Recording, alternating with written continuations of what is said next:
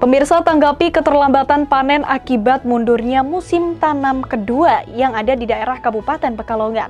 Pemerintah setempat menggelar rapat pembuatan peraturan bupati irigasi sebagai acuan petani terkait dengan pentingnya jadwal tanam.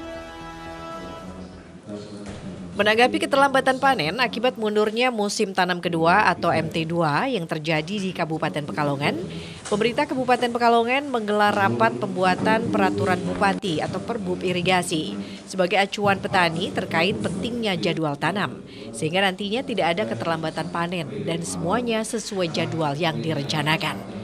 Pasalnya per 11 September 2024, Bendung Kaliwadas masih mengalirkan air ke sekitar 5 hektar lahan pertanian di wilayah tugas PSDA Provinsi Jawa Tengah, UPT Pengairan Pemali Comal, yang semestinya saat ini pengairan sudah dihentikan sepenuhnya di Kabupaten Pekalongan guna melakukan perawatan dan pengawasan saluran irigasi.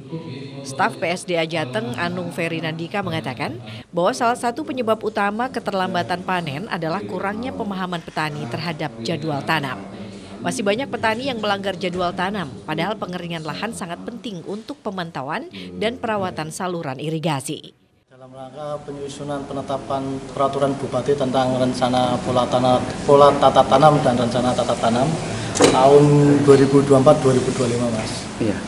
Untuk permasalahan teknis tadi yang dikaji apa saja kurang lebih? Untuk permasalahan teknis ini dikaji ya terkait dengan penetapan peraturan ini harus dilaksanakan dipatuhi oleh para masyarakat petani atau P3A itu, Mas.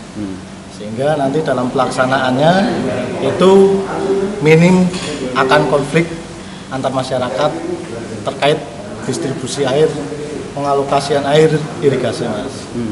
Untuk tadi sempat disinggung ada beberapa kepentingan yang bertuburkan. Untuk resolusinya sendiri seperti apa, Pak? Ya, itu tetap nantinya karena rapat di sini itu menjadi kebijakan dari pimpinan masing-masing ya, Mas. Terkait tadi ada permasalahan sempadan, itu kalau sempadan di kewenangan pusat dari balai ini hanya kegiatan OP-nya, Mas.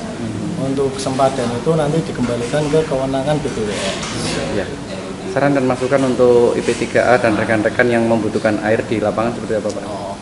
Kalau itu nantinya seperti ini, Mas, lebih diaktifkan lagi kelembagaannya terkait dari pengaman aset ya, Mas, tentunya tanah sempadan ini, terus dari pengendalian daya rusak, terus dari kepatuhan terhadap tadi, Mas, perencanaan tata tanam dan pola tanam itu harus lebih digiatkan lagi, lebih ditingkatkan lagi kepedulian masyarakat petani terhadap pengelolaan irigasi. Kabid Tanaman Pangan dari Dinas Ketahanan Pangan dan Pertanian atau DKPP Kabupaten Pekalongan, Teguh Ning menyampaikan pihaknya didorong untuk menyukseskan program IP 400 yang bertujuan meningkatkan luas tanam dan produksi pertanian setiap tahunnya. Namun target produksi ini seringkali membuat petani terpaksa melanggar jadwal tanam yang ditetapkan. Jadi kalau menurut saya saya mewakili pertanian gitu ya, adanya rencana jadwal pola tanam dan kebutuhan air ini memang sangat dibutuhkan, Mas. Karena untuk menata kembali air tentunya ya, jadi pola tanam, terus kebutuhan air, apalagi kami yang menangani tanaman pangan dan hortikultur ya, kayak gitu ya, kami sangat membutuhkan air gitu ya.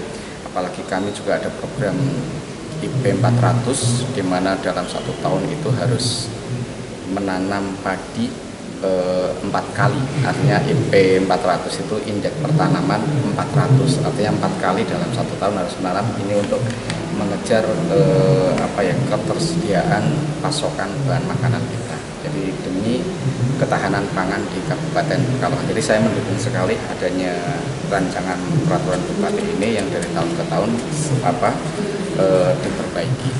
Jadi saya terima kasih sekali kepada DPU yang telah membantu kami dalam menangani air di lahan pertanian.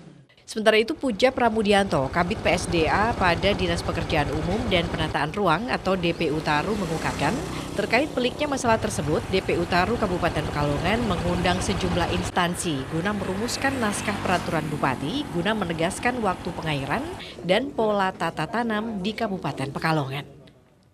Jadi memang untuk pembahasan rapor pola tanam itu tadi banyak masukan-masukan yang sifatnya membangun untuk kelengkapan sebuah peraturan bupati tentang pola tanam.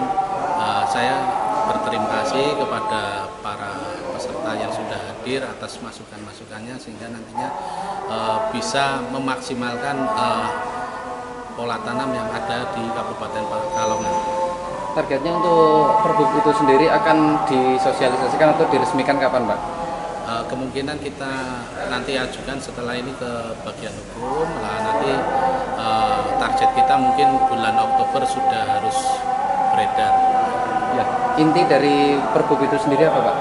Inti dari Pergub itu tentang pola masa tanam antara masa tanam 1, 2, 3 sehingga itu biasanya kan 1 tahun itu masa tanam ada 3 tahapan, masa tanam 1, 2, 3. Ya, untuk kajian masalah perbaikan irigasi teknis yang tersier tadi sempat disinggung sedikit, belum ada yang jelas mempertanggungjawabkan untuk perbaikan. Saran dari PUPR sendiri bagaimana, Pak? Ya, jadi memang untuk perbaikan tersier itu kan semua dinas teknis bisa masuk di situ, baik itu provinsi, pertanian ataupun dinas PU Taru. Irva Febriani, Batik TV melaporkan.